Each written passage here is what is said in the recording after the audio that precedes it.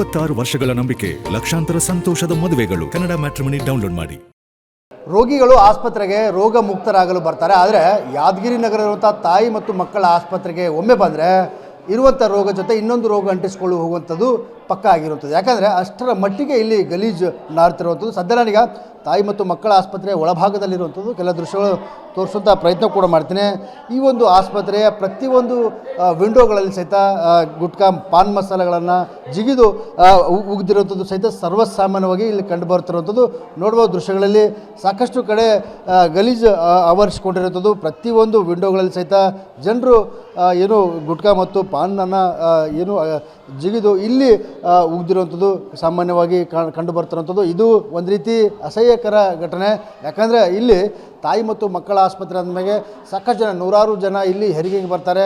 ಜೊತೆಗೆ ನವಜಾತ ಶಿಶುಗಳನ್ನು ತೆಗೆದುಕೊಂಡು ಬಂದು ಇಲ್ಲಿ ಚಿಕಿತ್ಸೆ ಪಡಿತಾರೆ. ಮತ್ತು ಹೆರಿಗೆ ಆದ ನಂತರ ಇಲ್ಲೇ ಒಂದೊಂದು ವಾರ ಏನು ನವಜಾತ ಶಿಶುಗಳಿಗೆ ಮತ್ತು ಬಾಣಂತಿಯರಿಗೆ ಚಿಕಿತ್ಸೆಯನ್ನು ಕೊಡುವಂಥದ್ದು ಇಲ್ಲಿ ಆಗುತ್ತೆ. ಆದರೆ ಈ ರೀತಿಯ ವಾತಾವರಣ ನೋಡಿದರೆ ಇಲ್ಲಿಗೆ ಬರುವಂಥ ನವಜಾತ ಶಿಶುಗಳು, ಅಂದರೆ ಹೆರಿಗೆ ಆದಂಥ ನವಜಾತ ಶಿಶುಗಳಿಗೆ ಸಹಿತ ಮತ್ತೊಂದು ರೋಗ ಅಂಟಿಕೊಳ್ಳುವಂಥ ಸಾಧ್ಯತೆ ಸಹಿತ ಪಕ್ಕಾ ಆಗಿರುವಂಥದ್ದು. ಯಾಕಂದರೆ ಅಷ್ಟರ ಮಟ್ಟಿಗೆ ಇಲ್ಲಿ ಗಲೀಜು ಆವರಿಸ್ಕೊಂಡಿರುವಂಥದ್ದು. ಯಾಕಂದರೆ ನವಜಾತ ಶಿಶು ಅಂದರೆ ಭಾಳ ಸೆನ್ಸಿಟಿವ್ ಆಗಿರುತ್ತೆ, ಭಾಳ ಹೈಜೆನಿಕ್ ಆಗಿರೋಂಥ ವಾತಾವರಣ ಇರಬೇಕಾಗುತ್ತೆ. ವಾರ್ಡ್ ಆಗಿರ್ಬೋದು ಮತ್ತು ವಾರ್ಡ್ನ ಹೊರಭಾಗದಲ್ಲಿ ಸಹಿತ ಭಾಳಷ್ಟು ಹೈಜೆನಿಕ್ ಕ್ಲೀನ್ ಆಗಿರಬೇಕಾಗುತ್ತೆ. ಆದರೆ ಈ ಒಂದು ತಾಯಿ ಮತ್ತು ಮಕ್ಕಳ ಆಸ್ಪತ್ರೆಯ ಸ್ಥಿತಿ ನೋಡಿದ್ರೆ ಒಂದು ರೀತಿ ನಾಚಿಕೆ ಆಗುತ್ತೆ. ಯಾಕಂದರೆ ಅಷ್ಟರ ಮಟ್ಟಿಗೆ ಗಲೀಜಾಗಿರುವಂಥದ್ದು. ಇಲ್ಲಿರುವಂಥ ಆಡಳಿತಾಧಿಕಾರಿ ಅಂದರೆ ವೈದ್ಯಾಧಿಕಾರಿಗಳು ಈ ಒಂದು ಇದರ ವಿರುದ್ಧ ಕ್ರಮ ಕೈಗೊಳ್ಳಬೇಕು. ಜೊತೆಗೆ ಜನರ ಅಂದರೆ ಬಾಣಂತಿಯರ ಜೊತೆ ಮತ್ತು ನವಜಾತ ಶಿಶುಗಳ ಜೊತೆ ಬಂದಂಥ ಸಂಬಂಧಿಕರಂತೆ ಅವರಿಂದಲೇ ಆಗಿರುವಂಥದ್ದು ಗಲೀಜು ಕೂಡ ಆಗಿರುವಂಥದ್ದು. ಆದರೆ ಅವರು ಕೂಡ ಇಲ್ಲಿ ಏನು ತಮ್ಮ ಮನೆಯಂತೆ ಈ ಒಂದು ಆಸ್ಪತ್ರೆ ನೋಡ್ಕೊಳ್ಬೇಕಾಗತ್ತೆ. ಯಾಕಂದರೆ ಇಲ್ಲಿ ಬಂದು ಗುಟ್ಕಾ ಮತ್ತು ಪಾನ್ ಅಂದರೆ ಎಲೆಯನ್ನು ತಿಂದು ಇಲ್ಲಿ ಉಗಿತಿದ್ದಾರೆ. ಇದು ಆಗಬಾರ್ದು. ಜನರು ಸಹಿತ ಅವರು ಕೂಡ ಅರ್ಥ ಮಾಡ್ಕೊಳ್ಬೇಕಾಗುತ್ತೆ. ಯಾಕಂದರೆ ಅವರಿಂದಲೇ ಇದು ಆಗಿರುವಂಥದ್ದು.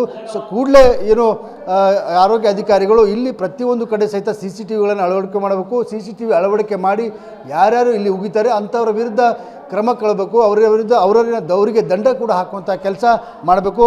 ಸದ್ಯ ಇದ್ರ ಬಗ್ಗೆ ಮಾತನಾಡೋಕ್ಕೆ ಇಲ್ಲಿ ರೋಗಿಗಳ ಜೊತೆ ಬಂದಿರೋಂಥ ಸಂಬಂಧಿಕರಿದ್ದಾರೆ, ಅವ್ರ ಜೊತೆ ಮಾತಾಡ್ತೀನಿ. ಸರಿಗ ಸಾಕಷ್ಟು ಕಡೆ ಎಲ್ಲಿ ಒಂತಲಿಗೆ ಪ್ರತಿಯೊಂದು ಕಿಟಕಿಗಳಿಗೆ ಗೋಡೆಗಳ ಮೇಲೆ ಉಗಿದಿರುವಂಥದ್ದು.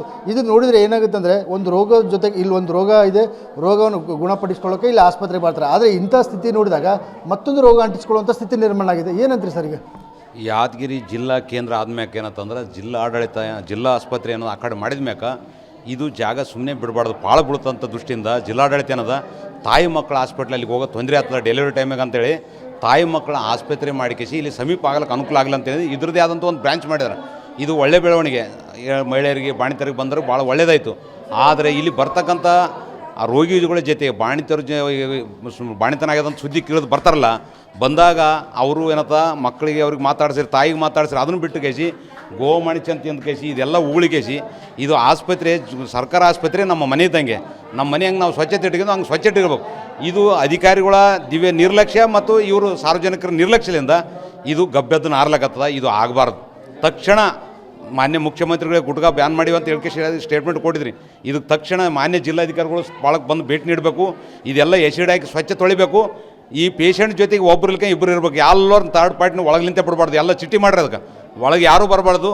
ಆಮೇಲೆ CC ಕ್ಯಾಮ್ರಾ ಅಳವಡಿಸ್ಕೇಸಿ ಯಾರ್ಯಾರು ಇದನ್ನು ಉಳ್ತಾರ ಯಾವನೂ ಇರಲಿ, ಅದು ನನ್ನ ಸೇರಿ ಹೇಳ್ತೀನಿ, ಯಾರು ಇರ್ತಾರೆ ಅವ್ರನ್ನ ತಂದು ಕೇಸಿ ಹಿಡಿದು ಪೊಲೀಸ್ ಸ್ಟೇಷನ್ಗೆ ಒಪ್ಪಿಸ್ಬೇಕು ಮತ್ತು ದಂಡ ವಸೂಲು ಮಾಡಬೇಕು. ಅಂದಾಗ ಇದು ಭಯದ ವಾತಾವರಣ ನಿರ್ಮಾಣ ಆಗ್ತದೆ. ಮುಂದೆ ಇಂಥ ಆಗಬಾರ್ದು.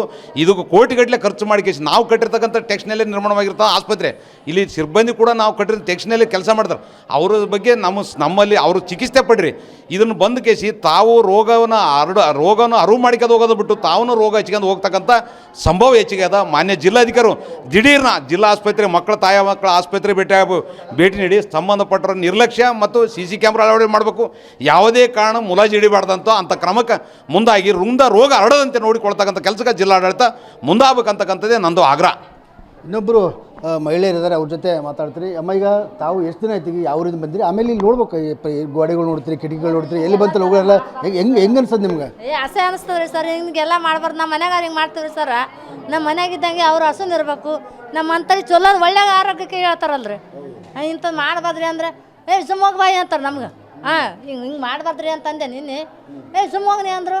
ಸುಮ್ಮನೆ ನಮ್ಗೆ ಬೆರೆಸ್ರಿ ಯಾಕೆ ಬಿಡಕ್ಕ ನಮ್ಮ ಪಾಡಿಗೆ ನಾವು ಬಂದೀವಿ ಸುಮ್ಮ ಹೋಗಿ ಬಿಡ್ಬೇಕಂತ ಕೇಸಿಂದ ಹೋದೆವ್ರಿ ಎಲ್ಲರೂ ದಯವಿಟ್ಟು ಹಸನಾಗಿರ್ಬೇಕಂತ ಹೇಳೋದ್ರಿ ಹಾಂ ಉಗುಳಬಾರ್ದು ಉಗುಳಬಾರ್ದು ಏನು ತಿಂದು ಬಿಡಿಸಿ ಹೊರಗೆ ಹೋಗ್ಬೇಕು ಅವ್ರ ಚಟ ಇದ್ದರು ಹೊರಗೆ ಹೋದ್ರೆ ಅದಕ್ಕೆ ಲೆಕ್ಕ ಅಂತಾರೆ ಸರ್.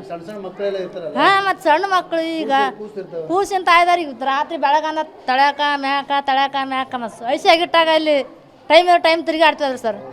ಹಿಂಗೆ ವಾಸನೆ ಬರ್ತಿರ್ತಾವೆ ಜನ ಅಂತ ಕೇಸಿಂದ ನಮ್ಮ ಅದಕ್ಕೆ ಹೇಳ್ತಾರಲ್ಲ ಅವ್ರೇನು ತಪ್ಪು ಹೇಳ್ತಾರೆ ರೀ. ಹಾಂ ಮತ್ತು ನಾವು ಚಂದ ಇರ್ಬೇಕಂತೆ ಅಂದ್ರೆ ಆಯ್ತು ರೀ. ಇದು ಇಲ್ಲಿರುವಂಥ ರೋಗಿ ಸಂಬಂಧಿಕರು ಮತ್ತು ಸಾರ್ವಜನಿಕರು ಹೇಳುವಂಥ ಮಾತಾಗಿದೆ. ಯಾಕಂದರೆ ತಾಯಿ ಬಾಣಂತಿಯರು ಬರ್ತಾರೆ ಮತ್ತು ನವಜಾತ ಶಿಶುಗಳು ಬರ್ತಾರೆ.